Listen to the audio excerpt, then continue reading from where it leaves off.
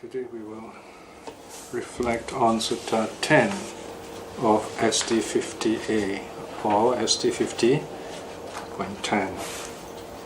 the Bilangika Sutta, the discourse to Bilangika, S7.4.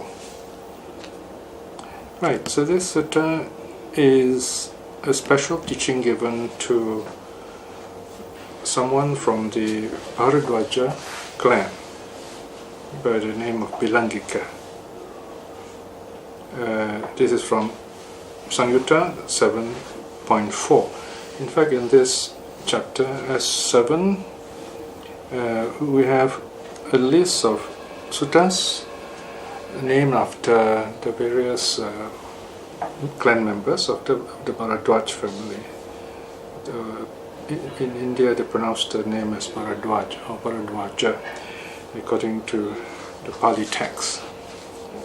And here the theme is the bad karma of harming the innocent returns to its source. Okay? So there's a special teaching given to Bilangika.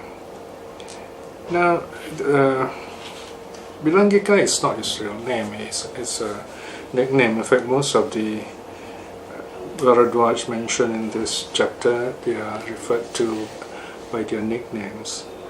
Not many of the great saints are referred to by their personal name, unless they're very famous, like Sariputta, Moggallana, Ananda, Anuruddha. Most of them are the Sakyas. Others, they are usually referred to by some kind of characteristic. So here Bilangika, apparently the commentary said that he became rich through selling a kind of porridge, a kanjika. So Bilangika has the same sense as kanjika. So he was very good in preparing this kind of meal, and on account of that he became very rich. That is not surprising, because even today we know among the Chinese hawkers those who sell porridge, which is very, very easy, very cheap to make. Well, I mean, of course, there are some skills needed depending on the ingredients. They usually, to put it very simply, become millionaires. So they do become very rich. Of course, there's a lot of work involved. So Bilangika is one such person, and this is a special sutta dedicated to him. What is so special about this Bharadwaj clan? It's a very ancient clan going back to the Vedas themselves, and this clan produced probably one of the largest numbers of arahats in the Buddha's time. Now imagine the Buddha teaching the Dharma for 45 years. That's a very long time. And the Buddha, as we know, is no ordinary person. He is a man of great learning. He came from a very high Kshatriya class. He was destined to be a ruler, but he gave up that destiny to become a world teacher. So in other words, according to tradition, in fact, he comes from a royal family. So we can imagine that he is a man of great charisma, of great bearing, and people will easily respect him just looking at him. And he has this ability to teach. He is well educated, and he has gone through at least 6 years of Buddhist training, or religious training, if you like, under various teachers, and through his own practice. So he's an accomplished yogi.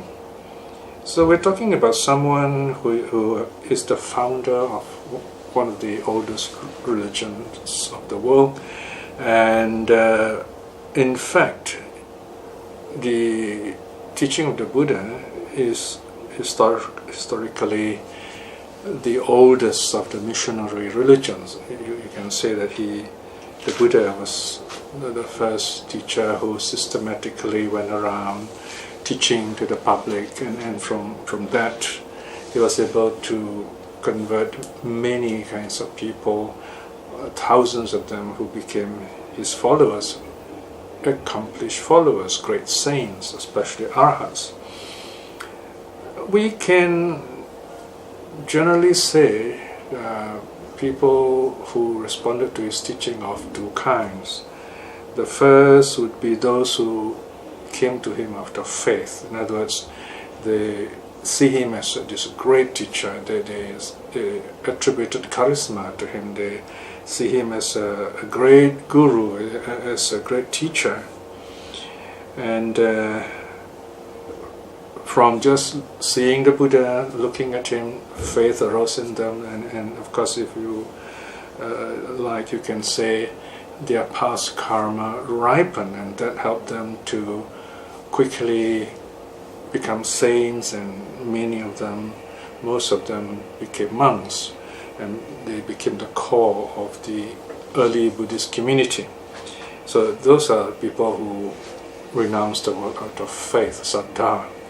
And the other group ordained or attained sainthood through wisdom. So these are two main spiritual faculties by which people came to the Buddha.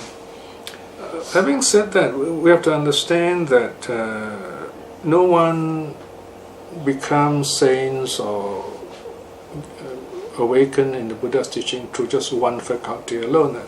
They all kind of, the faculties harmonize, they help each other. You can say it is the initiating faculty which help or draw this person to the Buddha. For some it is faith, for some it is wisdom. For example, we have the case of Sariputta, the Buddha's right-hand monk, who once declared that it is not out of faith that he gained wisdom.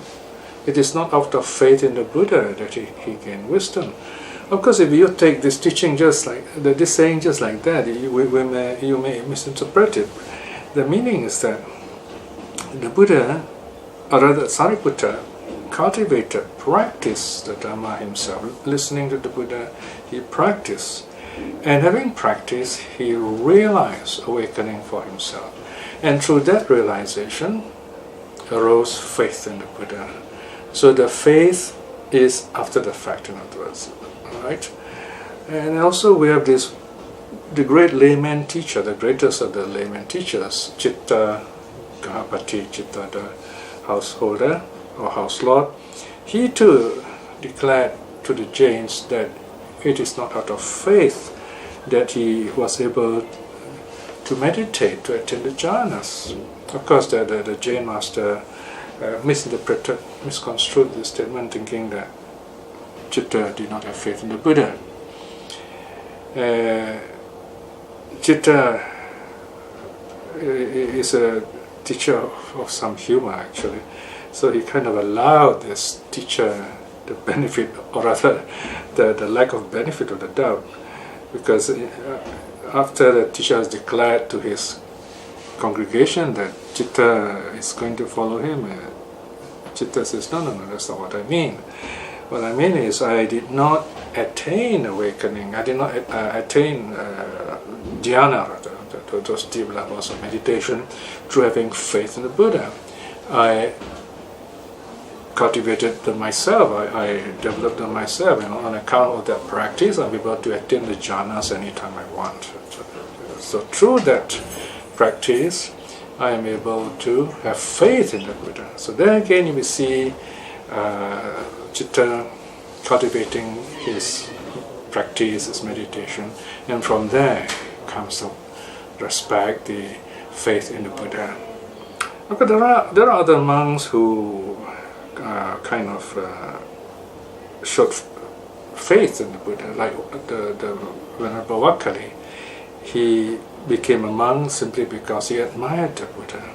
He just wanted to be with the Buddha, so he joined the order just to be with the Buddha. And in due course, he too awakened as an arahat. So we have these different approaches to the discipleship of the early saints. And in the case of the Bharadwaja, we have many of them kind of, they listen to the Buddha, and just meeting the Buddha, just listening to a short teaching, they become arhats. So this is one of the amazing things about the Bharadwaj family. And this is one example. So this Bilangika Bharadwaja, he's one of the younger brothers. His elder brothers, there were a few of them, Dhananjani, Akosaka, and Asurindika. These are his three elder brothers. They all had become arhats. So he was very upset, he was very angry that his brothers, who are all Brahmins by the way, have become monks. So he was very angry. He wanted to go up to the Buddha and maybe kind of scold him or something. He was very angry. In fact, he was too angry to say anything. So here again, there's a bit of humor here. So he goes to the Buddha. So, and that's all this sutta is about, really.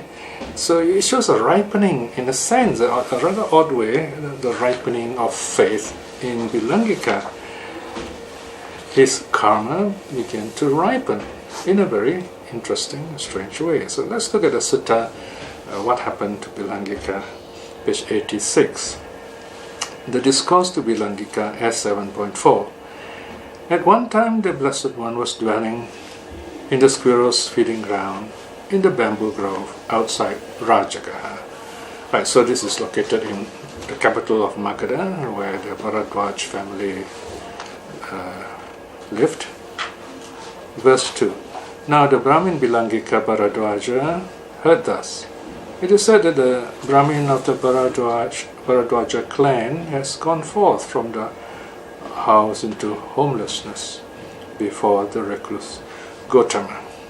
So this is the news, if you like, what we're talking about. Then Bilangika's reaction. Angry and annoyed, he approached the Blessed One and stood in silence at one side. Right, so he was so angry, he just did not know what to say. Right, so he just stood there. Of course, this alone, this gesture alone is quite a remarkable reaction, if you like, because if you see a teacher, if he is seated, you would sit. If he is standing, you would stand, and you talk to him like that, and you would greet him. Okay, so of course here just standing and glaring at the Buddha is quite rude, so to speak. So he was very upset. He was just standing there, not knowing what to do. Now the Buddha noticed him, and we assume here, of course, the Buddha read the mind of Bilangika. Look at verse 4. Then the Blessed One, knowing the thoughts in the Brahmin Bilangika Bharadwaja's mind, spoke in verse to the Brahmin Bilangika Bharadwaja thus. So notice here, whenever the Buddha speaks to the Brahmins, he would usually speak in verse, because the Brahmins are very educated people and they're very intelligent. So the Buddha kind of wants to connect with them on their level. So the Buddha says, Yo apaduttasa narasa dussati suddhasa posassa ananganasa tameva balang paceti papang sukumo rajo pativatangva kitoti. This is found in S623, the verse number. Meaning, when one wrongs a harmless man, a pure person, free from blemish, the same bad will fall back on that fool himself, like fine dust thrown against the wind. Okay, this is the verse. Right? Now I'm going to just read through the rest, and then I will come back to this verse to explain what happened.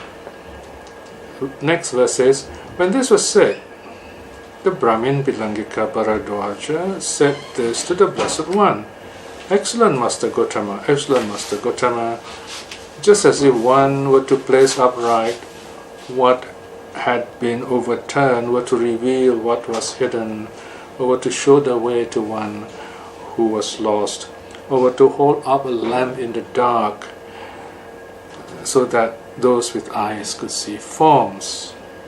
In the same way, in numerous ways, has the Dharma been made clear by the Blessed Gautama. I go to the Blessed One for refuge, to the Dharma, and to the community of monks. May the Blessed One give me the going forth, give me the ordination. So in fact, these are the twin aspects of renunciation. First you take the 10 precepts and then you become a monk. That is the ordination. Okay, you have the going forth in the ordination. So that's the first part. He renounces the world right there. Then verse 7. And the Brahmin Bharadwaja, the Brahmin Bilangika of the Bharadwaja clan,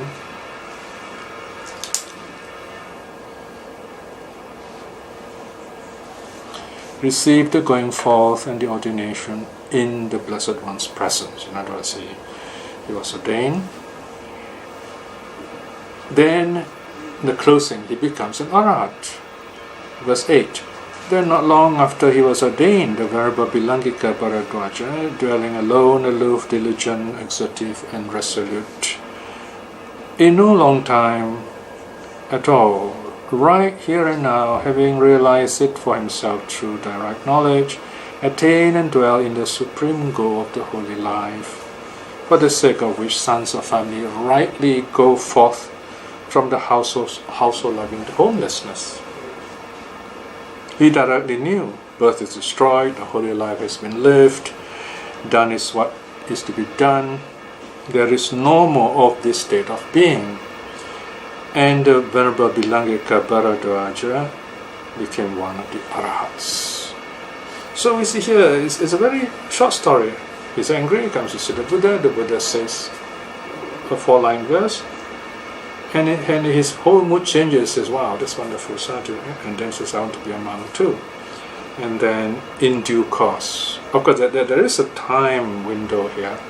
He did not become an Arahat on the spot, he becomes a monk on the spot, but he spends some time, goes into meditation, and then he becomes an Arahat.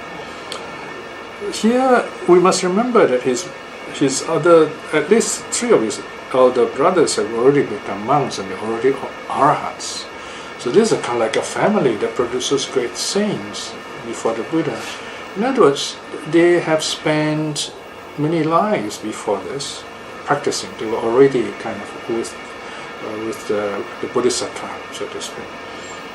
So the fact that Bilangika reacted with anger is his unawakened worldly aspect. So but that anger, interestingly, brought him to the Buddha. It didn't keep him away from the Buddha, it brought him to the Buddha. But when he comes to the Buddha, when he sees the Buddha, he's just unable to say anything. There's nothing to be angry about. It's just this past karma, if you like, fruiting in him as anger. Right? Or we can say he may be angry, but he was not hateful. He was frustrated. Maybe he said, "Oh, what happened to my brother? What's happening to my family?" You know? So he comes to see the Buddha. Then he just stands there like Angulimala. Okay, so kind of at a turning point. Once you're at a turning point, you're at a crossroads. You're not sure what to do. Should I go left? Should I go right? Should I turn back? So he just stands there, not sure what to do. So the Buddha, looking at him, knows that he is ready. He has reached this turning point. So all the Buddha has to say was this 4 lines. Here again, we must remember, it's not the words alone that change Bilangika. We must imagine, how did the Buddha say those words? What tone of voice? These ancient Indians, the Brahmins, they have beautiful voice, they have a chanting voice, and they are very good in poetry. So this verse is probably a shloka, and so it's a poem. So listening to all this, he's moved, and he finds it, this is the turning point in his life. What did the Buddha say in the verse? Basically the Buddha is saying, well, what's the point of you getting angry? There's nothing to be angry about here. I've done nothing wrong. All that has happened, your brothers have become saints, great saints, arahats. So it's foolish to be angry at someone who has done nothing wrong to you. It's like throwing dust against the wind. The wind naturally blows in a certain direction, so we have to throw dust, the dust will come back at us. So this became a very popular Asian saying. I mean, if you cast aspersions on someone who's innocent or talk bad about someone who's actually good, it's like throwing dust against the wind. So the dust would defile you and come back to you, in other words. So the Buddha is saying, well, these are the facts, So, and that was enough for Bilangika, where there is a famous Latin line which says verbum sat sapienti, meaning a word for the wise is sufficient. So here, of course, there are 4 lines. All that Buddha needed was just say these 4 lines, and Bilangika Bharadwaja not only understood, his whole life changed. He realized he too would like to enjoy the destiny of his other brothers, and in due course he too became an arahat just like the others. So you have this wonderful destiny of this wonderful family or wonderful clan of people, a very ancient clan called the Bharadwaj. So this is something for us to reflect, to think about on the wonderful workings of the Dharma. Just now, close and reflect, short reflection to close this study. Well, there are occasions when we are fortunate enough to be born into a family or into a group, even into a community where there is Dharma. And if we are to be diligent in practicing this teaching of the Buddha that's available to us, we will quickly benefit from the teaching and be free of suffering, even in this life itself. Reflecting in this way is very good karma. By the power of this karma, may we be empowered to have the courage and wisdom to aspire at least to stream winning in this life itself. By the power of the 3 jewels too, may we cultivate loving kindness for our own strength and wisdom to practice the Buddha's teachings and to radiate this loving kindness to our loved ones and family. May they be well and happy, and to others who are practicing the Dharma, that they may this life itself. And also to those who are seeking the Dhamma, may they too find the true teaching in this life itself. And to those who have difficulty, who are lost and seeking the way, may they too quickly find the true Dhamma in this life itself. May all beings be well and happy. Sadhu, sadhu, sadhu.